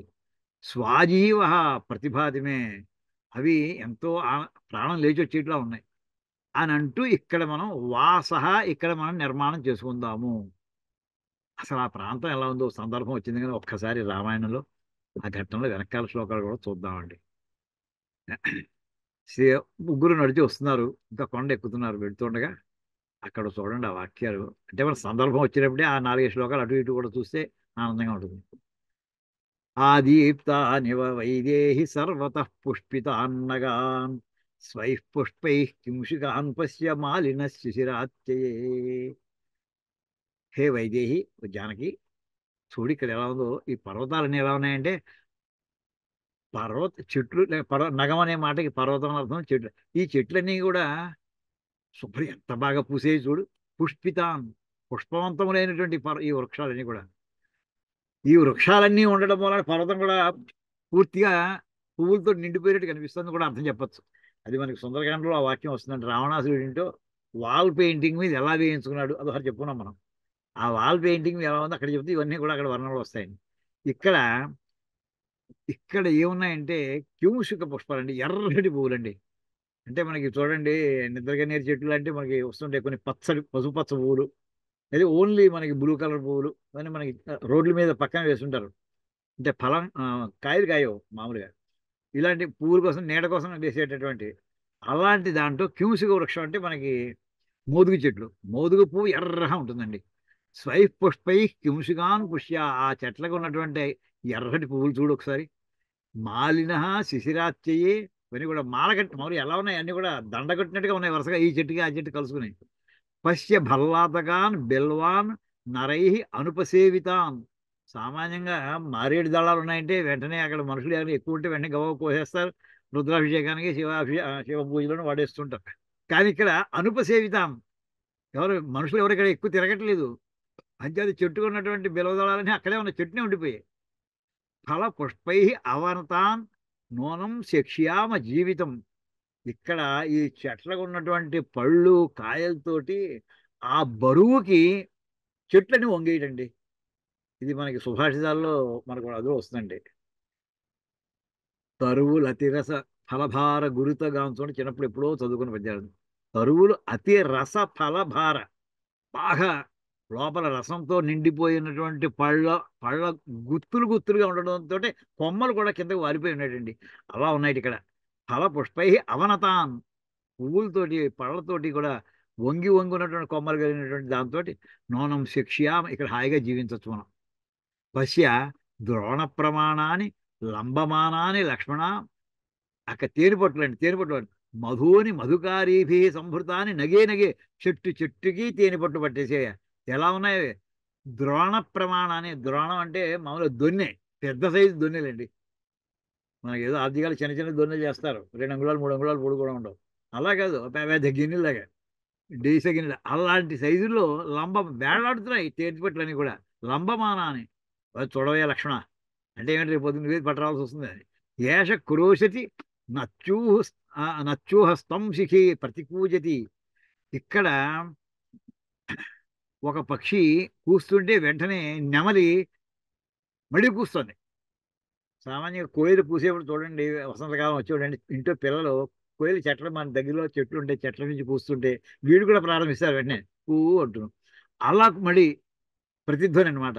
రమణీయే వనోద్దేశే పుష్ప సంస్తర సంకటే మాతంగ యూథానుసృతం పక్షి సంఘాను నాదితం. ఇక్కడ ఏనుగులు ఉన్నాయి, వీళ్ళు అన్ని ఆ రోజు వస్తున్నాయి, పక్షులు ఉన్నాయి. చిత్రకోట మిమం పశ్య ప్రవృద్ధ శిఖరం గిరిం. పెద్ద పెద్ద శిఖరాలు ఉన్నటువంటి ఈ చిత్రకూట పర్వతాన్ని చూడవయ్యా లక్ష్మణ. అలా సీతాదేవి కూడా చెప్తున్నాడు ఆయన. చెబుతూ అక్కడ చెప్పినటువంటి అంటే ఇల్లు కట్టుకుంటే ఎలాంటి చోట కట్టుకోవాలి అని అందుకోసం అని చెప్తుంటారు. సమభూమి తలే అంటే ఫ్లాట్గా ఉండాలి, ఎగుడు దిగుడుగా ఉన్న చోట. రమ్యే ద్రుమైర్ బహుభిర్ ఆవృతే పుణ్యే రంశ్యామహే తాత చిత్రకూటస్య కారణే. చిత్రకూట పర్వతం దాని చుట్టూ ఉండేటటువంటి ఈ అరణ్య ప్రాంతంలో ఇక్కడ సరి అయినటువంటి సమభూమి అంటే ఫ్లాట్గా ఉండేటటువంటిది, మరి ఎగుడు దిగుడు లేకుండా ఉండేటటువంటి రమణీయమైనటువంటి చెట్లు కూడా ఉండేటటువంటి అటువంటి ప్రదేశంలో అక్కడ మనం సుఖంగా ఉందాం. తతస్థౌ పాదచారేణ గచ్చంతౌ సహ సీతయ రమ్యమాసేదతు శైలం చిత్రకూటం మనోరమం. అలా వాడు మెల్లగా చిత్రకూట పర్వతం దిగి చేరారండి. తంతు పర్వత మాసాధ్య, ఆ పర్వతం దిగి వెళ్ళిన తర్వాత అంటే ఎక్కడి నుంచి బయలుదేరారు వీళ్ళు? భరద్వాజ మహర్షి చెప్పినటువంటి గుర్తును బట్టి ముందు గంగానది దాటి అక్కడి నుంచి చిత్రకూట పర్వతం కొన్ని కిలోమీటర్ల దూరంలో ఉంది. కొంతమంది 40 కిలోమీటర్లు అంటారు, ఎంతంతో వెళ్తేనే కానీ తెలియదండి. వెళ్ళిన వాళ్ళు ఎవరన్నా ఉంటే వాడు చెప్పచ్చు. చిత్రకూటం మనోరమం తంతు పర్వసమాసాధ్య నానాపక్షి గణాయుతం. అంటే వాడు చక్కగా ఒక జూ కూడా పక్కనే ఉన్నటువంటి పక్షులు ఉన్నాయి, చెట్టు మొక్కలు ఉన్నాయి, తర్వాత ఇవన్నీ చిన్న చిన్న జంతువులు ఉంటాయి, ర్యాబిట్స్ ఉంటాయి, కుందేళ్ళు ఉండొచ్చు. బహుమూల ఫలం రమ్యం సంపన్న సరసోదకం. ఆ నీళ్లు నిజంగా ఈ పొల్యూషన్ మనకి ఇంగ్లీష్ వాడు వచ్చి కెమికల్ ఫ్యాక్టరీస్ పెట్టడం అలవాటు చేయని క్రితం ఎంత అమృతమైంది ఆ నీళ్ళన్నీ కూడాను. గంగ కానీ గోదావరి కానీ ముట్టు రాయమండ్రిలో పేపర్ మిల్లు పెట్టి మొత్తం పాడు చేసి వదిలిపెట్టేసేది కదండి. గంగాని శుభ్రం చేయమని కోరడం ఏంటండి? అసలు గంగ అత్యంత పవిత్రమైన శుభ్రమైనటువంటిది. దాన్ని ఎంత పొల్యూట్ చేసామంటే ఒక ఏడాది 2 ఏళ్లలో అవ్వనటువంటి పద్ధతిలో తయారైంది. అలాగా మనోజ్ఞోయంగిరి సౌమ్య నానాద్రుమ లతాయుధ. ఇక్కడ చెట్లున్నాయి, లతలున్నాయి. బహుమూల ఫలో రమ్య స్వాజీవ ప్రతిభాతిమే. అంచేతనే ఇక్కడ మునయశ్చ మహాత్మాన వసంతి అస్మిన్ శిలోచయే. పెద్దది, చాలా విస్తారంగా ఉంది. ఆ విస్తారంగా ఉండేటటువంటి అక్కడ ఈ ఈ కొండ ప్రాంతంలో మహాత్ములు మహర్షులందరూ తపస్సు చేసుకుంటూ నివసిస్తున్నారయ్యా. అంచేత మనం కూడా అయం వాసో భవేత్ తాత వయం అత్ర వసేమే. మనం కూడా ఇక్కడే నివాసం పెట్టుకుందాం. అయం వాస భవేది, ఇదే మనకి వాసస్థానం. ఇది సీతాచ రామశ్చ లక్ష్మణశ్చ కృతాంజలి అభిగమ్య ఆశ్రమం సర్వే వాల్మీకి అభివాదయన్ తాన్ మహర్షి. అక్కడ అలా నమస్కారం చేసుకుంటూ వాల్మీకి మహర్షికి నమస్కారం చేసుకున్నట్టు వీడు. తాన్ మహర్షి ప్రముదిత పూజయామాస ధర్మవితు. గోరఖ్పూర్ వాళ్ళ గొప్పతనం అండి ఈ సందర్భంలో చెప్తాను. పుస్తకాల్లో సామాన్యంగా తప్పులు పడుతూ ఉండొచ్చు, ఎంత ప్రూఫ్ రీడింగ్ చేసినా. మన వాళ్ళు ఏం చేస్తారంటే బావిళ్ళవారుగా సామాన్య బావిళ్ళవారు కానీ తప్పులు ఉండవు. మిగతా వాళ్ళని తప్పు ఉప్పులు బట్టిగా పుస్తకం అంతా చివరిలో వేస్తారు. అప్పటి తప్పులు చదివేశాక తప్పు ఉప్పులు పడి చదివితే మన పారాయణ చేసేవాళ్ళకి ఏమిటి లాభం చెప్పండి? తప్పుల పేజీ ఒక చోట, అసలు గ్రంథం ఒక చోట ఉందనుకోండి, ఆ సమయం మళ్ళీ అక్కడ తప్పు ఉందా లేదా మనం చూసుకోం మనం. ఇక్కడ వాళ్ళు ఏం చేసేవారంటే ఇక్కడ తప్పు పడితే అక్షరం దిద్ది తర్వాత అమ్మేవారండి పుస్తకాలు. అంటే అమ్మే ముందే ఎక్కడెక్కడ స్పెల్లింగ్ మిస్టేక్స్ ఉన్నాయో తప్పులు పట్టి ఉంటుంది, అవి దిద్దేసి మళ్ళీ అమ్మేవారు. ఇది ఎప్పుడు నేను సుమారు 1967లో కొనుక్కున్నానండి పుస్తకం. అప్పటికే వాళ్ళు ఆ పుస్తకం నాకు కొనుక్కుని 10 రూపాయలు ఆ వేళకి అప్పుడే వాళ్ళు అక్షరాలు కరెక్ట్ చేసి అమ్మిన పుస్తకం అది. ఆస్యతామితి చోవాచ స్వాగతం తం నివేద్య తతో బ్రవీన్ మహాబాహుర్ లక్ష్మణం లక్ష్మణాగ్రజ సన్నివేద్య యథాన్యాయం ఆత్మానం ఋషే ప్రభు. వాల్మీకి మహర్షి అక్కడ చిత్రకూటలో ఉండేవారు అనమాట. ప్రభు, లక్ష్మణ ఆనయ ఏం పట్టరామని చెప్పాడు. బస్యం కావాలి కదా, అంటే నివాసయోగ్యమైనటువంటి స్థానం కావాలి, వచ్చిన ఆశ్రమం కట్టుకోవాలి, పర్ణశాల. లక్ష్మణుడికి ఆజ్ఞాపిస్తున్నాడు ఆయన. ఆనయ దారుణి దృఢానిచ వరానిచ. అంటే దారు అంటే మనకి దూలాలు, దారు అంటే చెట్టు చెక్కలని అర్థం. చెక్కకు సంబంధించింది. అంటే చెట్టు కొమ్మలు అవి ఎలా ఉండాలి, గట్టిగా ఉండాలి. అలాగని పవిత్రమైనవి ఉండాలి. ఏది తుమ్మ మొక్కలు ఇలాంటి దాని లావుగా ఉన్నాయి కదా, అది పట్టుకొచ్చి వాడకూడదు. పురుష్వ ఆవాసథం సౌమ్య వాసే మే అభిరతం మనః. నాకు ఇక్కడ నివాసం ఉండాలి, నాకు చాలా కోరికగా ఉందయ్యా అని అన్నట్టండి. ఇదండి వస్య అనే పదానికి ఒక చక్కటి ఉదాహరణ మనం జ్ఞాపకం చేసుకోవడానికండి. ఏమండి, అంటే నివాస యోగ్యమైనటువంటి ప్రదేశం అంటే ఏదో ఈవేళ మన అపార్ట్మెంట్లో ఉన్నాం, 10 ఫ్లోర్సా 40 ఫ్లోర్స్ దాకా వచ్చేస్తున్నాయి, రకరకాల 50 ఫ్లోర్స్ కూడా వచ్చేస్తున్నాయి. ఏదో ఆకాశ మధ్యలో ఉన్నాం అంతే. ఆకాశ హర్మ్యాలు అంటారు సార్, అలా ఉన్నాం. నా చుట్టూ మొక్కలు లేవు, ఏం లేవు, గాలి చూసుకుంటూ కూర్చోవడం అంతే. అలా ఉంటుందండి. తర్వాత వశ్యశ్చమే యశశ్చమే భగశ్చమే ద్రవిణంచమే. యశ అనే పదం అండి నెక్స్ట్ది. వశ్యశ్చమే యశ. ఈ యశ అనే పదం మనకి చాలా ప్రసిద్ధమైనటువంటి పదం అండి, అందరికీ తెలుసున్నదే. యశస్సు. యశస్సు అంటే కీర్తి అని అంటుంటామండి. యశస్సుకి కీర్తికి తేడా ఉందిటండి.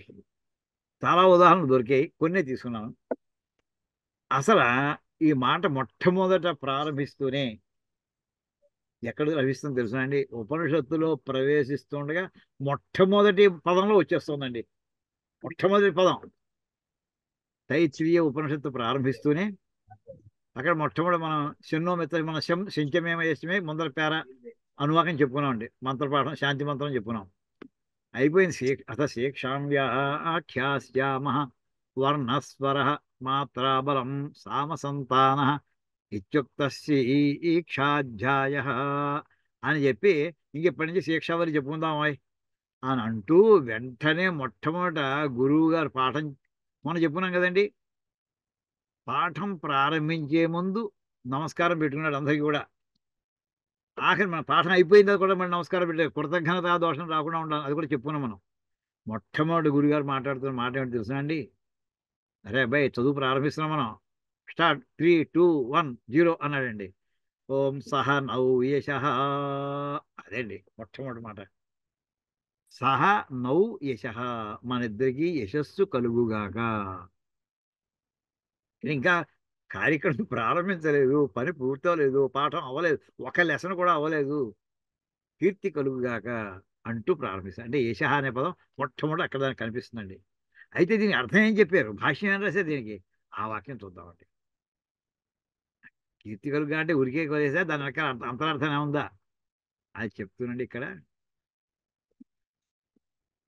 ఇక్కడ ఇదని సంస్కృత భాషలో ఇలా సహనౌ యశ సహనౌ బ్రహ్మ వర్చసం ఇది విద్యా నిమిత్తం యద్యశ తత్ నౌ ఆవయో శిష్య ఆచార్యయో సహ అస్తు.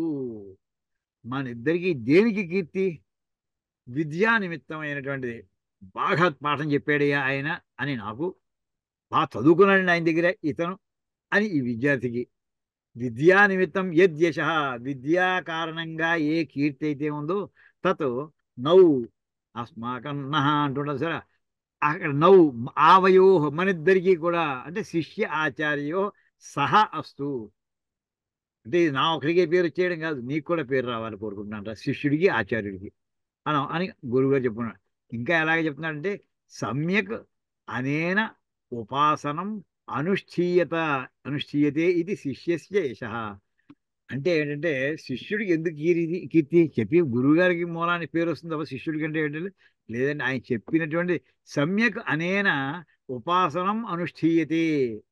గురువుగారు పాఠం చెప్పి ఆయన మిగతా ఆయన యజ్ఞాది యాగాది కార్యక్రమాలు పెడితే ఈ కుర్రాడు గోటి బిడ్డ ఆడుకోవడం, లేదా ఇంకొక క్రికెట్ ఆడుకోవడానికి వెళ్ళిపోతాం, ఇలాంటి అనకుండా గురుగారు చెప్పి వెళ్ళిపోయిన టైంలో ఆ చెప్పిన పాఠాన్ని మళ్ళీ మళ్ళీ మళ్ళీ మళ్ళీ వదిలేసుకుంటూ కూర్చోవడం. అది ఎలాంటిదంటే ఉపాసనా రూపంలో, అంటే ఒక జపం చేసేటటువంటి వాడు దేవతా ఉపాసనకి ఎలా అయితే నిష్ఠగా కూర్చుని ఉంటాడో అలాగా సమ్యక్ అనేన ఉపాసనం అనుష్ఠీయతే. అంటే ఈ విద్యా అధ్యయనం అనేటువంటి ఒక ఉపాసనా రూపంగా అయితే అనుష్ఠానం చేస్తున్నాడు అని కనుక ఈ విద్యార్థి చివరిదాకా నిలబెట్టుకోగలిగితే ఆ విధానాన్ని ఇది శిష్యస్య యశ. ఆ రకంగా చేస్తే శిష్యుడికి కీర్తయ్య. సమ్యక్ ఉపదిష్టం ఇష్టం ఇత్యాచార్యస్య యశ. గురువు గారికి అయితే ఆచార్యునికి అయితే సమ్యక్ ఉపదిష్టం ఇది ఆచార్యస్య యశ. బాగా పాఠం ఉపదేశం బాగా చేశారయ్యా. గురుగారు పాఠం చెప్పి బాగా చెప్పారయ్యా. ఒకసారి ఆ గురుగారు పాఠం చెప్తే మళ్ళీ జన్మలో మర్చిపోలేమయ్యా. అదే అనుకుంటున్నా మా గురుగారు శ్రీభాష్యం అప్పలాచార్య గారు ఎప్పుడు ఆ శ్లోకం జ్ఞాపకం ఉంటున్నా. అభిగ్రావారోదిత్యపి దళతి వజ్రస్య హృదయం అంటూ ఆయన కళంబడ బడబడ నీరు కారిపోయింది. అది పాఠం చెప్పడం అంటే అలా పాఠం చెప్పాలయ్యా. తన్మయత్వంతో పాఠం చెప్పాలయ్యా అని ఆ రకమైన ఆ ఏనాటికి అసలు ఇప్పుడు నేను చెప్తున్నది 1964-65 అంటే 60 ఏళ్ల క్రితం నాటి ఆయన క్లాసులో పాఠం చెప్పిన విషయాన్ని ఈ వేళ కూడా స్మరించుకుంటున్నామండి. అది యశస్సు అంటే అని ఆ రకంగా గురుగారు యశస్సు రావాలి. అనేన విద్యాయాం అవైకల్య లక్షణ ఉత్కర్ష అభిహిత భవతి. అంటే చదివిన చదువు మర్చిపోవడం కాదు. అవైకల్యం, వికలత్వం అంటే ఏంటండి? సకలత్వం అంటే అంతా ఉండడం, వికలం అంటే చెడిపోవడం, అంటే చదివిన చదువు మర్చిపోవడం. ఇక పాఠం ఈ పాఠాలు ఉందా అసలు అని చివరి ఆ స్థాయి కూడా వచ్చేయడం. ఏం చెప్పారు ఆయన, ఏమో జ్ఞాపకం లేదు. గురుగారినే మర్చిపోవడం, గురుగారు చెప్పిన పాఠాన్ని సిలబస్ మర్చిపోవడం, ఆ పాఠం ఆయన చెప్పిన స్టైల్ మర్చిపోవడం, ఆ వాక్యాలను మర్చిపోవడం, ఆయన అనుభూతిని మనం మర్చిపోవడం, మనం వేళ పొందాం అవన్నీ మర్చిపోతే అది వైలక్షణ్యం, అది వికలత్వం. అది లేకుండా అవైకల్య లక్షణ, వికలత్వం లేకుండా ఎక్కడ జారిపోకుండా వాక్యాలు కానీ సన్నివేశం కానీ సందర్భం కానీ ఏది మర్చిపో ఉత్కర్ష అభిహిత భవతి. ఈ రకంగా ఉంటే చాలా వృద్ధిలోకి వచ్చినట్టు అవుతుందయ్యా. అలాంటి కండిషన్లో వచ్చే దాని పేరు యశ. అదేంటండి కీర్తి అంటే అని ఒక ఉదాహరణ అండి ఇది. దీనికి చాలా ఉదాహరణలు దొరికాయి, మంచి మంచి ఉదాహరణలు దొరికాయండి. ఇది కాకుండా నెక్స్ట్ చూడండి. మళ్ళీ వెంటనే మళ్ళీ ఉపనిషత్తే. ఈ పట్టు భృగువల్లి అంటే మనకి మూడు వరుసగా వస్తాయి. నాలుగు పన్నాలండి తైత్తిరీయ ఉపనిషత్తులు. మొట్టమొదటి శిక్షావల్లి ఇప్పుడు చెప్పుకున్నాం.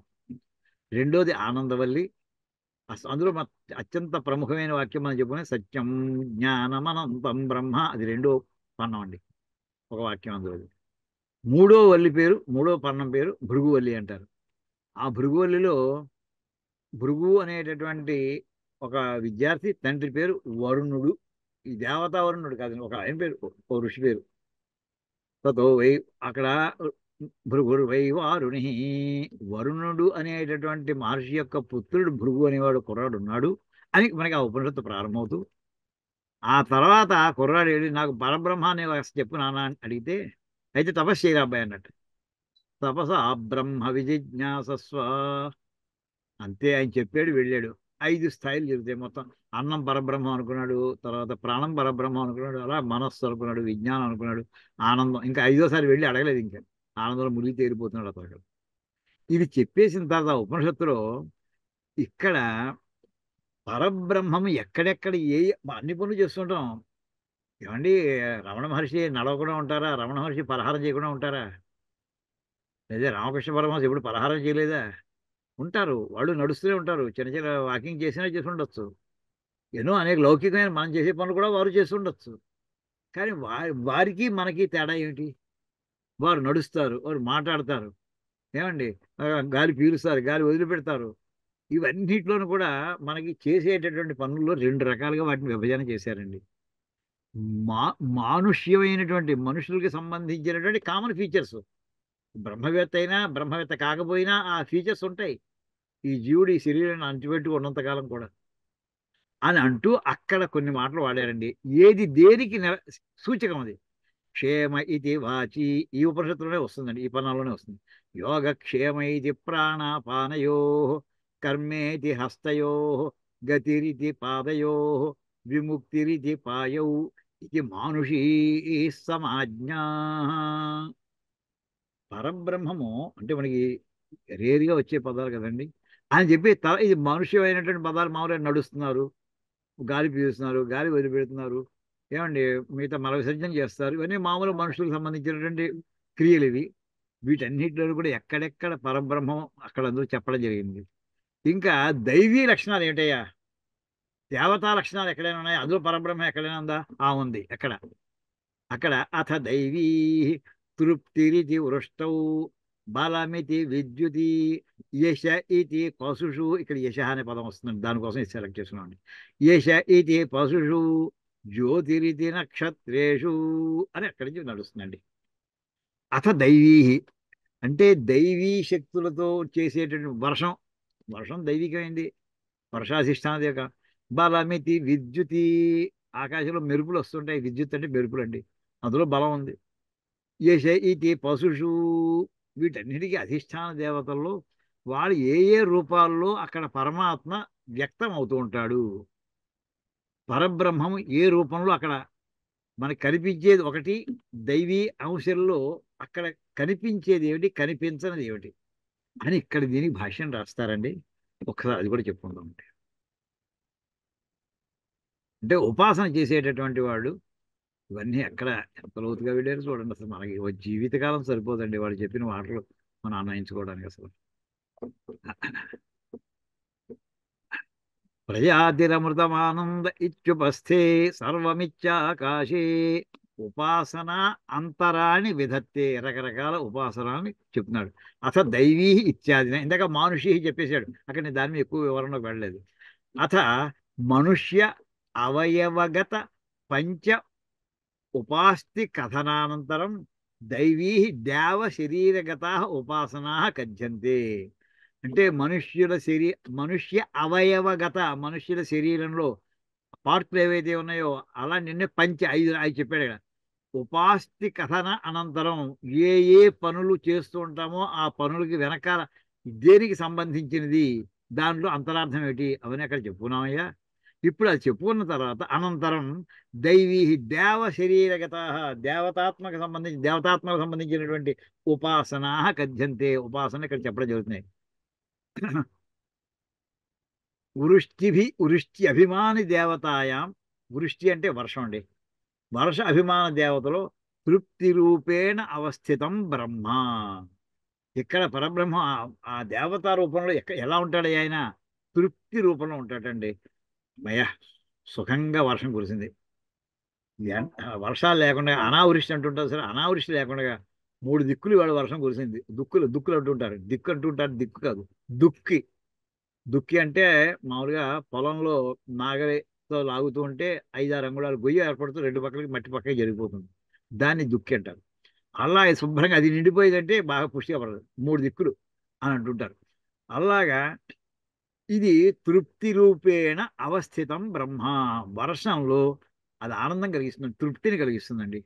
ఆ కలిగించిన తృప్తి ఏమిటయా, అది పరబ్రహ్మం అయ్యా. అది వృష్టి అభిమాన దేవతలో ఉన్నటువంటి మనకి ఏ తృప్తి అయితే మనం పొందుతున్నామో ఆ జలాన్ని పొందడం చేత ఆ తృప్తి, సాటిస్ఫాక్షన్ అని ఏదైతే ఉందో అది ఎవరు అనుకుంటున్నావు, అది పరబ్రహ్మం అయ్యా. అది ఎవరో తృప్తి అని అనుకో, అక్కడ ఆగిపోకు. విద్యుత్ అభిమాని దేవతాయాం బలరూపేణ అవస్థితం. ఆ పరబ్రహ్మము విద్యుత్, మెరుపులు వచ్చినప్పుడు విపరీతమైనటువంటి మీకు పిడుగు పడిందంటే, పిడుగు కూడా విద్యుత్ అనేది అంతర్భాగమే. ఛార్జ్ అంటామండి, ఛార్జ్ మాస్. అది చెట్టు మీద పడితే చెట్టు భగ్గును మండిపోతుంది. అది ఎంత పెద్ద చెట్టు అయినా, మర్రి చెట్టు అయినా సరే దాని బలం అటువంటిది. ఆ విద్యుత్తులో ఉండేటటువంటి, విద్యుత్ దేవతలో ఉండేటటువంటి ఆ శక్తి ఏదైతే ఉందో ఏ రూపంలో కనిపిస్తుంది, అది బలం. ఇప్పుడు మన పిడుగుపడి 5-6 చదువుతుంటాం పేపర్, అస్మాట్ చాలా ఫ్రీక్వెంట్గా మనం వచ్చే వాకితే. ఆ బలం ఎవరనుకుంటున్నావయ్యా, బలరూపేణ అవస్థితం బ్రహ్మ. ఆ బల రూపంలో ఉన్నటువంటిది పరబ్రహ్మం అయ్యా అది అని చెప్పి, తర్వాత మనకి యశస్సు అని ఏదైతే అనుకుంటా, పశుదేవతాసు యశోరూపేణ అవస్థితం. పశువులన్నిటి కూడా అధిష్టాన దేవత ఉంటుంది. ఆ పశువులకి అధిష్టాన దేవత అనుగ్రహం ఉంటే ఆ పశువులన్నీ కూడా పాడి బాగా ఇస్తాయి, పాలు బాగా వస్తాయి. దానివల్ల ఆ చాలా, ఇప్పుడు నందుడు చూడండి, కృష్ణ పరమాత్మ జన్మించి అవతరించిన వెంటనే, అతని దగ్గర వచ్చిన వెంటనే ఆనందంతో 1,00,000 గోవుల్ని దానం చేశాను అనుకున్నట్టు, అంతే మానసికంగా ముందు దానం చేసుకున్నాడండి. ఏంటి 1,00,000 ఆవులా, ఆ ఊహ కదుగుతుందండి మనకి. 10,000 ఆవును హరిచేస్తాడు. అంటే అలా చాలా మంది ఇచ్చారు, ఒకడు కాదు. ధర్మరాజు ఒక రాయసూయాగం చేస్తుంటే 1,00,000 ఆవులు. అలాగే శ్రీరామచంద్రుడు అరణ్యాన్ని బయలుదేరే ముందు ఓ తీసుకోండి అంతే, ఇక్కడి నుంచి సరైన దాకా చివరి దాకా వెళ్ళిపోండి, అంతవరకు ఆవులని నీదే అన్నాడు ముసలాయన తోటకాయతోటి. అలాగా అంటే అవన్నీ ఒట్టిపోయిన ఆవులు కాదండి, గుర్తెట్టుకోండి. వాటిని అటువంటి ఆవులతోటి ఉండేటటువంటి ఆ సంపదను చూసారా, అది కీర్తిటండి, అది యశస్సు. యశరూపేణ అవస్థ. అబ్బా, ఎంత పశు సంపద ఉందయా అని చెప్తూ అందరూ చెప్పుకునేటటువంటి దాంట్లో ఆ వచ్చేటువంటి ఆ మాట చూసారా, ఆనందం. నందుడికి కానీ శ్రీరాముడికి కానీ దశరథుడికి ఎవరికైనా సరే అది యశస్సుటండి. అంటే చెప్పడంటే ఈ రకంగా ఆ పశుదేవత రూపంలో అనుగ్రహం మనకు కూడా లభించుగాక. అంటే పాడి పంటలతోటి సుఖంగా ఉండుగా యశస్టమి, నాకు ఆ రకమైన యశస్సు నాకు కూడా లభించాలయ్యా. చివరికి ఏంటంటే మరి యశస్సు అనే పదాన్ని అర్థం చెప్పుకోవడం కాదు, మన చమకంలో చెప్పిన పదానికి అన్వయం ఏమిటి? యశస్టమి, మే అంటే నాకు ఆ యశస్సు కావాలి. ఏ యశస్సు? అంటే విపరీతమైనటువంటి లెక్క పెట్టలేనన్ని ధేనువులు ఉన్నటువంటి అటువంటి గోసంపద నాకు ఉండాలి అని అక్కడ కోరుకున్నట్టు అవుతుందండి. అని అదొక ఉదాహరణ. అన్ని తరువాత కాంటెక్స్ట్లో దొరికాయండి. ఇది కాకుండా ఇంకా చాలా ఉన్నాయి. మిగతా అన్ని కూడా మళ్ళీ ఇంకా ఒకటో రెండో ఇప్పుడు చెప్పేసి ఉందామండి. దిశ అనే పదం పోతుంది. వీటన్నిటికంటే మించిందండి సుందరకాండ అండి. సుందరకాండలో 35 సర్గలో ఏమండి 80వ శ్లోకంలో యశ అనే పదం వస్తుందండి. ఇది అపూర్వం. ఇక్కడ ఏంటంటే సీతాదేవితోటి హనుమంతుడు మాట్లాడుతూ, అమ్మా ఈవేళ నాకు బ్రహ్మాండమైన యశస్సు లభిస్తోందమ్మా నీ మూలాన్ని. ఏంటంటే ఆమె ఇక్కడ వాక్యాలు చూసి అక్కడికి వద్దామండి. చివరికి వాక్యం ఏంటి? ప్రాప్స్యామ్యహమిదం దిష్ట్యా త్వద్దర్శన కృతం యశ. నిన్ను దర్శనం చేయడం వల్ల నాకు యశస్సు లభించింది. ఏమిటా యశస్సు? ఎవ్వరూ సీతాదేవి ఎక్కడుందనే అనంతకోటి వానరులు వెతికారు, ఎవరికైనా కనిపించింది ఆవిడ? ఎవ్వరికీ దొరకలేదు, ఒక్క హనుమంతుడికే లభించింది ఆవిడ అని ఆ కీర్తిని చూసి అందరూ పొగుడుతుంటారు సార్. ఆ యశస్సు నాకు లభించిందమ్మని వల్ల అని అక్కడ చెప్తాడండి. యశ అనే పదం గొప్ప సందర్భం. అంటే అంత ఎవరూ సాధించలేనటువంటిది సాధిస్తే వచ్చేటటువంటి పేరు ఏదైతే ఉందో అది యశస్సు అని అంటే దాని ముందర చూడండి. అహం ఏకస్థ సంప్రాప్త సుగ్రీవ వచనాది. సుగ్రీవుడే వచనంతో కొన్ని వేల మంది, లక్షల మంది, కోట్ల మంది బయలుదేరారు. ఏకహ అహం, నేను ఒక్కడే. మయా ఇయం అసహాయేన చరతా కామరూపిణ. సముద్రం దాటడం సామాన్యమైందా? ఎవరు వెళ్ళగలం కానీ రాలేను అన్నవాడు కొత్త ఎవరు సాహసించలేదు. నేను ఒక్కడనే దిగిచ్చాను మధ్యకి. దక్షిణ దిక్ అనుక్రాంత, దక్షిణ వైపు వచ్చేసాను. ఒక్క అడుగుతాడు, అక్కడ అడిగేసాను, రెండో అడిగి ఇక్కడ బీచ్ మీద పడ్డాను వచ్చి. తన్మార్గ విజయేసి నన్ను ఎక్కడో వెతుక్కోవడం కోసం. దిష్ట్యాహం హరిసైన్యానం త్వన్నాశం అనుశోచితాం, నువ్వు ఎక్కడున్నావో కనిపించట్లేదు. నాశం అంటే కనిపించకపోవట. నువ్వు ఎక్కడున్నావో కనిపించకపోవడం మూలాన్ని దుఃఖిస్తున్నటువంటి ఆ వానర సైన్యం అందరి యొక్క ఆ ఆక్రోశం ఓ పక్కన ఉండగా, అదృష్టవశాత్తు ఆ సంతాపం అంతా తొలగించేస్తానమ్మా వెళ్ళాక. అపనేష్యామి సంతాపం తవ అభిగమ శంసనాథ్. నిన్ను చూసేను అని అక్కడికి వెళ్ళి నేను చెప్పడం వల్ల వాళ్ళందరికీ కూడా దుఃఖం తీరిపోతుంది. నిజంగా వెళ్ళి చెప్పిన తర్వాత అంగదుడి వాళ్ళు ఏమన్నారండి? మా ప్రాణాలు నిలబెట్టేవా అన్నారు, జాంబవంతుడితో సహా అందరూ. దిష్ట్యాహి మమన వ్యర్థం దేవి సాగర లంఘనం. ఇంతసేపు రాత్రి తెల్లవాళ్ళు సాయంకాలం 6:30 7 ప్రారంభించారమ్మా, 3 దాకాను. అంతా వేస్ట్ అయిపోయింది అనుకున్నాను. ఇంకా చివరికి ఆత్మత్యాగం కూడా చేసేద్దాం అనుకున్నాను, సూసైడ్ చేసుకుందాం అనుకున్నాను. కానీ ఏం వ్యర్థం అవ్వలేదమ్మా. నేను సముద్రం దాటి రావడం ఏం వేస్ట్ అవ్వలేదు. నా వ్యర్థం అంతే. వ్యర్థం అవ్వకపోవడే కాదు, నాకు గొప్ప లాభం అండి. ఏమిటంటే ప్రాప్స్యామి అహం ఇదం దిష్ట్యా త్వద్దర్శన కృతం యశ. నిన్ను చూశాను అనేటటువంటి కీర్తి నాకు అత్యద్భుతంగా లభించిందమ్మా. దీనివల్ల ఏంటి నాకు అంటే శ్రీరామచంద్రుడు సంతోషిస్తాడు. ఆయన ఏం చేస్తాడు? సంతోషిస్తూ కూర్చున్న కవులు ఎప్పుడు కూర్చున్నా అక్కడికి వెళ్ళి లేదమ్మా, వెంటనే యాక్షన్ స్టార్ట్ అయిపోతుంది చూడు. రాఘవశ్చ మహావీర్య క్షిప్రం త్వాం అభిపత్స్యతి సపుత్ర బాంధవం హత్వా రావణం రాక్షసాధిపం మాల్యవాన్ నామ వైదేహి గిరీనాం ఉత్తమో గిరి తదో గచ్చది గోకర్ణం పర్వతం కేసరి హరి. నేను అక్కడికి వెళ్ళి చెప్పడం ఏంటి? మొత్తం సమస్త సైన్యాలతో శ్రీరామచంద్రుడు బయలుదేరతాడమ్మా. ఎలా చేస్తాడు అతను వచ్చిన తర్వాత? రావణాసుని, రాక్షసరాజు అయినటువంటి రావణాసుని సపుత్ర బాంధవం హత్వ, మొత్తం వాడి కొడుకుల్ని మనవల్ని మొత్తం వాడి స్నేహితులు అందరినీ సర్వనాశనం చేసి నిన్ను రక్షించుకుంటాడమ్మా. అటువంటి మహత్తరమైన సన్నివేశం ఇప్పుడు ఏర్పడిందమ్మా నీ దర్శనం నాకు. ఆ దర్శనం వల్ల ఎంతలా నాకు కీర్తి వచ్చిందమ్మా. అంటూ చెప్పే సందర్భంలో వచ్చే యశ అనే పదం ఒకటి ఉందండి. ఏమండి ఇంకొక పదం ఉంది.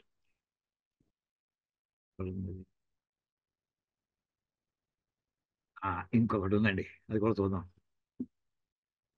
బలిచక్రవర్తి వామనావతార ఘట్టంలోనండి, పోతన గారి భాగవతంలో.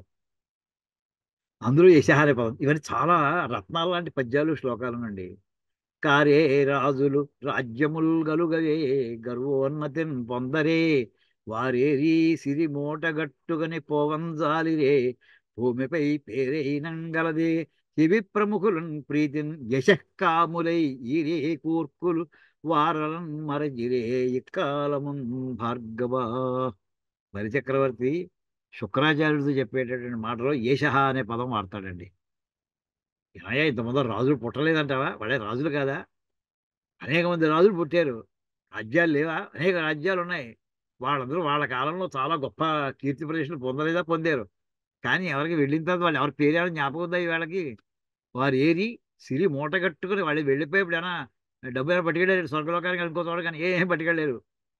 అలాంటి వాళ్ళు చెప్పుకో భూమిపై వాళ్ళ పేరు కూడా లేదు ఇక్కడ. కానీ కొంతమంది ఉండిపోయారు. శిబి ప్రముఖులను, శిబి మొదలైనటువంటి ధ్రువుడు ఇలాంటి వాడు కొంతమంది మహారాజులు, వీళ్ళు యశక్కాములయ్యి అవతల అడగడం ఏమిటి, ఇచ్చేసారంతే వీళ్ళు. చేస్తే ఇలాంటి దానం చేయాలంటే ఇలాంటి త్యాగం చేయాలనుకున్నారు. ప్రాణం పోతున్నా సరే ఏమంటే ఒంటి మీద మాంసం కోసేసి తక్కిళ్ళు వేయడం తరచు తక్కిళ్ళు అసలు గోరు చిన్న నలిగితేనే గిలగిలా కొట్టేసుకుంటాం మనం. కావాలని ఒక మొత్తం బాడీ అంతా కట్ చేస్తూ అందులో వేస్తున్నట్టు ఆయన తక్కిళ్ళను అంతా సర్వీస్ చివరి పల్లెలో ఆయన కూడా కూర్చున్నట్టు మిగిలిపోయిన మాంసం ముద్ద కాదు. ఆశ్చర్యం కదండి. అక్కడ యశక్కామురై, మన యశస్సు రావాలంటే అలాంటి పనులు చేయాలటండి. వాళ్ళ పేరు శాశ్వతంగా నిలబడుతుందండి. వాళ్ళు ఎవరైనా మర్చిపోయారా ఎవరైనా ఈ కాలంలో కూడా? అంటూ యశ అనే పదానికి దొరికినటువంటి గొప్పమైన ఉదాహరణ అండి. ఇలాగా మనకి ఏం చెప్పుకున్నట్టు ఈవేళ ప్రీతికి సంబంధించినటువంటివి చెప్పుకున్నామండి పుణ్యవాచనలోవి. సౌమనశ్చ మే భద్రంచ మే శ్రేయశ్చ మే వశ్యశ్చ మే యశశ్చ మే అంతవరకు చెప్పుకున్నామండి. మిగతావి మనం భగశ్చ మే ద్రవిణంచ మే తర్వాత మళ్ళీ తర్వాత క్లాసులు చెప్పుకుందాం. ఇక్కడ కాకుండా ఓం కాయేన వాచా మనసేంద్రియైర్వా బుద్ధ్యాత్మనా వా ప్రకృతే స్వభావాత్ కరోమి యజ్జత్ సకలం పరస్మై నారాయణాయేతి సమర్పయామి. హరి ఓం తత్సత్.